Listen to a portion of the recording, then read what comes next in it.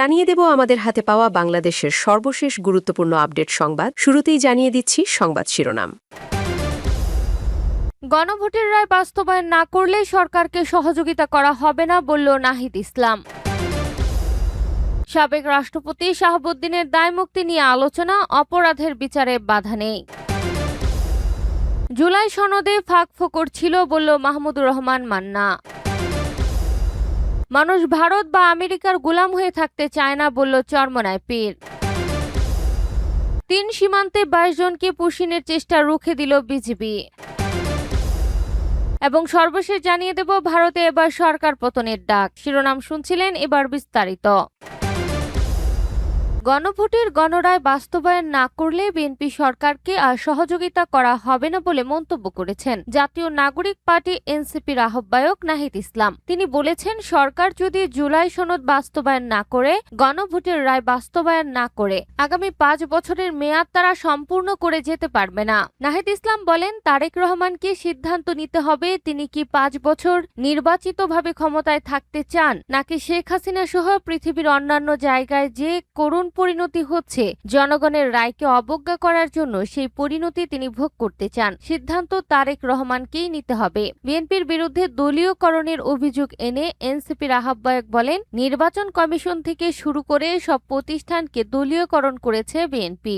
আগামী স্থানীয় সরকার নির্বাচনের আগেই নির্বাচন কমিশন সংস্কার করে পুনর্গঠন করতে হবে, অথবা এই নির্বাচন কমিশনারদের পদত্যাগ করতে হবে। সরকার বনাম সংশোধন এমন বিতর্ক দেশে নতুন করে শুরু হয়েছে উল্লেখ করে বিরোধী দলীয় চিফ হুইপ বলেন, এই বিতর্কের কোনো প্রয়োজন ছিল না। ঐক্যমত্য কমিশনেই এই বিতর্কের অবসান হয়েছিল। সংশোধনের মাধ্যমে সংবিধানের মৌলিক কাঠামোর পরিবর্তন সম্ভব হবে না, দেশের কোনো মৌলিক সংস্কারও সম্ভব হবে না। এজন্য সংস্কার পরিষদ অথবা গণপরিষদের প্রয়োজন হবে। সেই সময় বিএনপি সংবিধান সংস্কার পরিষদ এবং গণভোটে রাজি হলো। নির্বাচিত হওয়ার পর সেটা ভুলে গিয়েছে।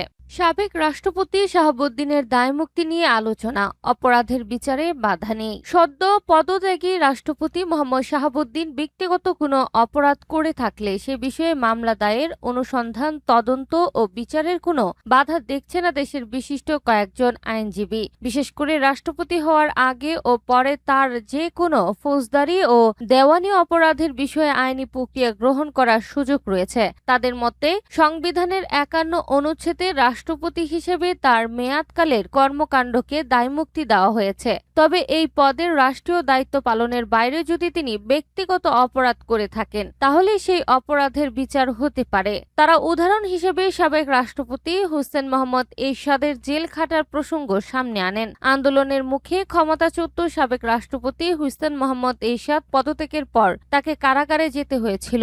দুর্নীতির মামলায় দণ্ডও হয়। দেশের প্রখ্যাত কয়েকজন আইনজীবী শনিবার যুগান্তরের কাছে এভাবে তাদের অভিমত দেন। এদিকে পদত্যাগী রাষ্ট্রপতি মোহাম্মদ শাহাবুদ্দিন বলেছেন ভিন্ন কথা। সংবিধানের 51 অনুচ্ছেদ উদ্ধৃত করে তার বিরুদ্ধে আইনি পদক্ষেপ নেওয়ার কোনো সুযোগ নেই বলে দাবি করেন তিনি। শনিবার যুগান্তরকে তিনি বলেন, কিসের বিচার করবে? আমি কি অপরাধ করেছি?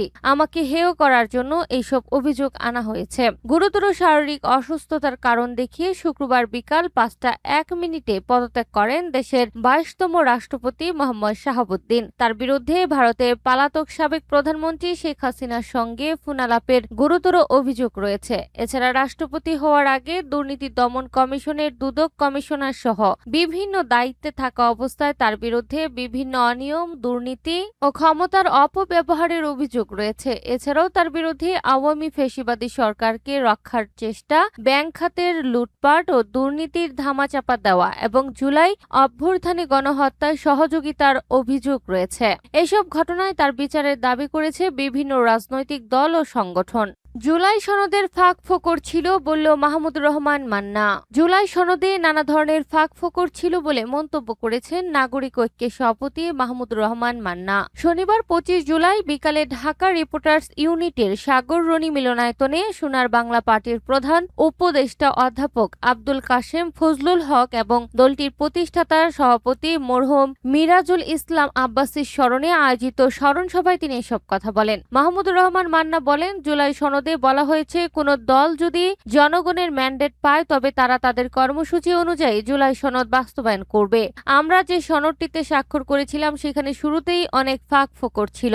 বিএনপির এক নেতার সঙ্গে কথোপকথনের প্রসঙ্গ উল্লেখ করে তিনি বলেন, সুপ্রিম কোর্টের যে সচিবালয় গঠন করা হয়েছিল তা বন্ধ করার কারণ জানতে চাইলে এক নেতা আমাকে বলেন, শাসন পরিচালনাকারীদের তো ক্ষমতা থাকতে হবে। আমি যখন প্রশ্ন করলাম সেই ক্ষমতা কি বিচার বিভাগের উপরও থাকবে, তখন তিনি পাল্টা প্রশ্ন করলেন, বিচার বিভাগকে একচ্ছত্র অধিকার দিলে কি দেশ চালানো যাবে? বিএনপির অন্য নেতাদের মধ্যেও আমি কথার প্রতিধ্বনি শুনতে পাচ্ছি, যা অত্যন্ত চিন্তার বিষয়। নাগরিক ঐক্যের সভাপতি বলেন, তত্ত্বাবধায়ক সরকার যেসব অধ্যাদেশ দিয়েছিল তার মধ্যে প্রধানত বিচার বিভাগ সংক্রান্ত 4টি অধ্যাদেশ বাতিল করা হয়েছে।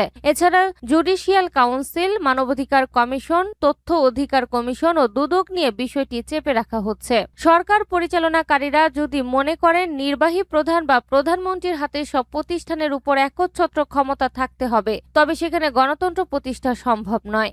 মানুষ ভারত ও আমেরিকার গোলাম হয়ে থাকতে চায় না বলল চরমোনাই পীর। দেশের মানুষ ভারত বা আমেরিকার গোলাম হয়ে থাকতে চায় না বলে মন্তব্য করেছেন ইসলামী আন্দোলন বাংলাদেশের আমির মুফতি সৈয়দ মোহাম্মদ রেজাউল করিম চরমোনাই পীর। তিনি বলেন, দেশের মানুষ এখন মুক্তি চায়, কোরআনের শাসন দেখতে চায়। চরমোনাই পীর বলেন, দেশে শতাধিক রাজনৈতিক দল আছে, সবাই সভা সেমিনারে দেশপ্রেমের বয়ান দিয়ে আসছে, অথচ দেশের ক্লান্তিকালে কখনো তারা দেশপ্রেমের চিন্তায় জয়ী হতে পারেনি। জুলাই অভ্যর্থনা কেউ দলীয় ব্যানারে সরাসরি আন্দোলন সংগ্রামে সামনে আসতে পারেনি জানিয়ে তিনি বলেন, ইসলামী আন্দোলন কথা কাজের মিল রেখে আন্দোলনে সবসময় সক্রিয় ভূমিকা রেখেছে।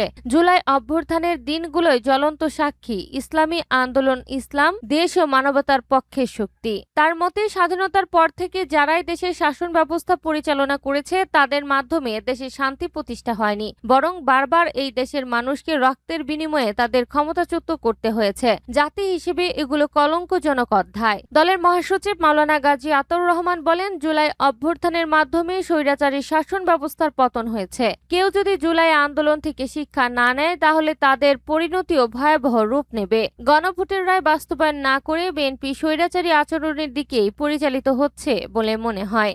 3 সীমান্তে 22 জনকে পুশিনের চেষ্টা রুখে দিল বিজিবি। ভারতের সীমান্তরক্ষী বাহিনী বিএসএফ দেশের বিভিন্ন সীমান্ত দিয়ে অবৈধভাবে লোকজনকে জোরপূর্বক বাংলাদেশে ঠেলে পাঠানোর বা পুশিন করার চেষ্টা অব্যাহত রেখেছে। এরই মধ্যে গতকাল ভোরে ফেনীর পরশুরাম সীমান্ত দিয়ে 7 জন, ঝিনাইদহে মহেশপুর সীমান্তে 6 জন ও দিনাজপুরের বিরামপুর সীমান্ত দিয়ে 9 জন ভারতীয় নাগরিক ও অধিবাসীকে জোরপূর্বক বাংলাদেশে ঠেলে পাঠানোর চেষ্টা করেছে ভারতীয় সীমান্তরক্ষী বাহিনী বিএসএফ। তবে স্থানীয় জনতা ও বর্ডার গার্ড বাংলাদেশের বিজিবির তাৎক্ষণিক তৎপরতা ও কঠোর অবস্থানের মুখে সে চেষ্টা ব্যর্থ হয়েছে। ছাগলনাইয়া ফেনী উপজেলার সংবাদদাতা জানান, ফেনীর পরশুরাম সীমান্ত দিয়ে 7 জন ভারতীয় নাগরিককে অবৈধভাবে বাংলাদেশে পুশিন করার চেষ্টা চালিয়েছে ভারতের সীমান্তরক্ষী বাহিনী বিএসএফ। তবে বর্ডার গার্ড বাংলাদেশের বিজিবির তাৎক্ষণিক তৎপরতা ও কঠোর অবস্থানের মুখে সেই চেষ্টা ব্যর্থ হয়েছে। গতকাল ভোর 4:30টার দিকে ফেনী ব্যাটালিয়ন 4 বিজিবি এর অধীনস্থ শ্রীপুর পিওপির দায়িত্বপূর্ণ সীমান্ত পিলার 2145-এর নিকটবর্তী দুর্গাপুর সীমান্ত এলাকায় এই ঘটনা ঘটে। ভারতে এবার সরকার পতনের ডাক। ভারতের বর্তমান সরকারকে অপসারণের সময় এসে গেছে বলে মন্তব্য করেছেন লোকসভার বিরোধী দলনেতা রাহুল গান্ধী। শিক্ষামন্ত্রী ধর্মেন্দ্র প্রধানের পদত্যাগের পরেই তিনি এই মন্তব্য করেন। সরকারি পরীক্ষার প্রশ্নপত্র ফাঁস এবং অনিয়মের অভিযোগে দেশ জুড়ে চলা ব্যাপক ছাত্র আন্দোলনের জেরে শনিবার 25 জুলাই ধর্মেন্দ্র প্রধান পদত্যাগ করেন। শনিবার সকালে নয়াদিল্লিতে নিজের 10 জনপথের বাসভবনে আন্দোলনরত একদল শিক্ষার্থীর সঙ্গে দেখা করেন রাহুল গান্ধী। এরপর সামাজিক যোগাযোগ মাধ্যম এক্সে এক পোস্টে তিনি গণতন্ত্র, সংবিধান ও নিজেদের ভবিষ্যৎ রক্ষায় রাজপথে নেমে আসার দেশের সব শিক্ষার্থীকে অভিনন্দন জানান। তিনি বলেন, ধর্মেন্দ্র প্রধানের পদত্যাগ আমাদের শিক্ষা ব্যবস্থাকে পুনর্গঠনের পথে একটি বিশাল পদক্ষেপ। শিক্ষামন্ত্রীর পদত্যাগ সত্ত্বেও রাহুল গান্ধী জানান, আরও 2টি দাবি এখনো পূরণ হয়নি। প্রথমত, ভারতের ভবিষ্যৎ ও শিক্ষার্থীদের সম্মান জানিয়ে প্রধানমন্ত্রী নরেন্দ্র মোদী ক্ষমা চাওয়া এবং দ্বিতীয়ত, শিক্ষার্থীদের উপর সহিংসতার সঙ্গে জড়িতদের বিরুদ্ধে কঠোর আইনি ব্যবস্থা নেওয়া। সমাজের অন্যান্য বঞ্চিত ও নিপীড়িত শ্রেণী যেমন কৃষক, শ্রমিক ও দরিদ্রদের উদ্দেশ্যে তিনি বলেন, নিজের মর্যাদার জন্য সাংবিধানিক উপায়ে দৃঢ়ভাবে দাঁড়িয়ে থাকায় প্রকৃত সাহস। এই সরকারকে উৎখাত করার সময় এসে গেছে এবং কাউকে ভয় না পাওয়ার আহ্বান জানান তিনি।